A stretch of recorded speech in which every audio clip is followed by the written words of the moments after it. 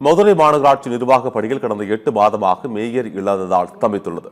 அது குறித்து இந்த சிறப்பு தொகுப்பில் காணலாம். தமிழ்நாட்டில் 3வது மிகப்பெரிய நகரமான மதுரையானது ஏறக்குறைய 150 சதுர கிலோமீட்டர் பரப்பளவில் சுமார் 15 லட்சம் மக்கள் தொகையை கொண்டது. 100 வார்டுகளை கொண்ட மதுரை மாநகராட்சி நிர்வாக காரணங்களுக்காக 5 மண்டலங்களாக பிரிக்கப்பட்டு இயங்கி வருகின்றது. இந்த நிலையில் கடந்த ஆண்டு எழுந்த மாநகராட்சி வரி வசூல் ஊழல் தொடர்பான புகாரை அடுத்து அனைத்து மண்டல தலைவர்கள் மற்றும் மாநகராட்சியின் பல்வேறு பொறுப்புகளில் இருந்த பலரும் ராஜினாமா செய்தனர். இதை அடுத்து மதுரை மேயராக இருந்த இந்திராணியின் கணவர் பொன்வசந்த் கைது செய்யப்பட கடந்த ஆண்டு அக்டோபர் 15ஆம் தேதி மதுரை மேயர் பொறுப்பிலிருந்து இந்திராணி பொன்வசந்த் தனது பதவியை ராஜினாமா செய்தார். இதை அடுத்து துணை மேயராக இருந்த நாகராஜன் பொறுப்பு மேயரானார்.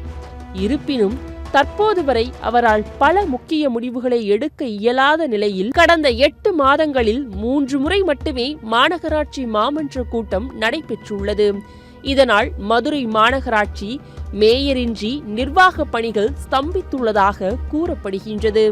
குறிப்பாக மாநகராட்சியின் 100 வார்டுகளிலும் குப்பை மற்றும் கழிவுநீர் மேலாண்மை பணிகளில் பெரும் தொய்வு ஏற்பட்டுள்ளதாகவும் குற்றச்சாட்டு எழுந்துள்ளது.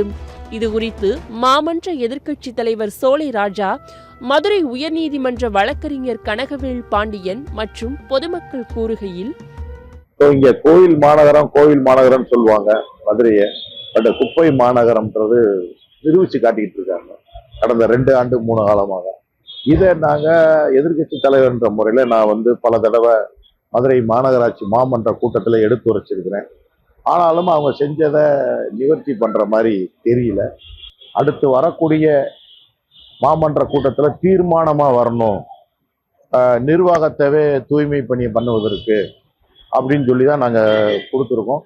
இந்த மதுரையினுடைய சுகாதாரம் தற்போது எப்படி இருக்கிறது என்றால் மக்கள்லாம் ரொம்ப முகஞ்சொலிச்சு போய் தான் இருக்காங்க. இன்னைக்கு இருக்கக்கூடிய சுகாதாரம், மதுரை சுகாதாரத்தை பார்த்து உதாரணத்துக்கு பார்த்தீங்கன்னா, நீங்கள் மழைநீர் வடிகால் கட்டியிருக்காங்க அரசாங்கம். அது எதுக்குன்னா மழை தண்ணீர் போகிறதுக்கு. ஆனால் எனக்கு தெரிஞ்சு அதில் மழை நீர் போகுதோ இல்லையோ கழிவு நீர் நிறையா போகுது. அதே போல் பிளாஸ்டிக் பேப்பர், பிளாஸ்டிக் பாட்டில், அரசால் தடை செய்யப்பட்டக்கூடிய அத்தனை பொருட்களும் அந்த இதில் கிடக்கு. இதில் அதிகாரிகள் பார்த்து அதை தூர் வர்றாங்களான்னு கேட்டால் தூர் வரவே கிடையாது. இன்னொரு என்ன மெயின் காரணம் என்னன்னு பார்த்தோம்னா, இன்னைக்கு மதுரை மாநகராட்சி செயல்படுகிறதா என்று கேட்டால் கிடையாது. ஏன்னு கேட்டிங்கன்னா, மதுரை மாநகராட்சியில் மேயரே கிடையாது.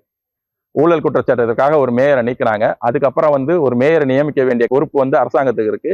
ஆனா அரசாங்கம் அதை செய்யவே இல்லை. கோயில் மாநகரம் மதுரை கிடையாது, இப்ப குப்பை மாநகரமா தான் இருக்கு.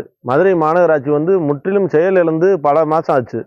மதுரை மாநகராட்சி துப்புரவு பணியாளர்களே கிடையாது. டெங்கு மருந்து அடிக்க வந்தவங்களை வச்சு இப்ப கால்வாயெல்லாம் சுத்தம் பண்ணிக்கிட்டு இருக்காங்க. இந்த நெகிழின்னு சொல்லக்கூடிய அந்த பாலித்தீன் பைகளை கால்நடைகள் தான் சாப்பிட்டு வகுறு பூரா ஒரு 20 கிலோ கேரி பையோட தெரியுது மார்புறா.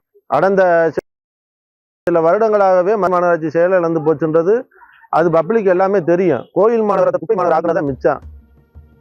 இது குறித்து நமது செய்தியாளர் மாநகராட்சி நிர்வாக அதிகாரிகளிடம் விளக்கம் பெற முயற்சித்தும் இதுவரை எந்த ஒரு முறையான விளக்கமும் அளிக்கவில்லை.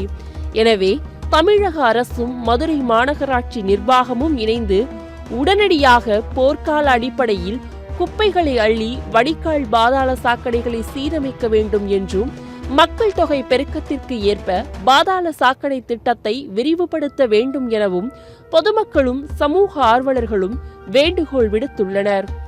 சத்தியம் தொலைக்காட்சியின் செய்திகளுக்காக மதுரை மாவட்ட செய்தியாளர் கார்த்திக்குடன் செய்திக்குழு.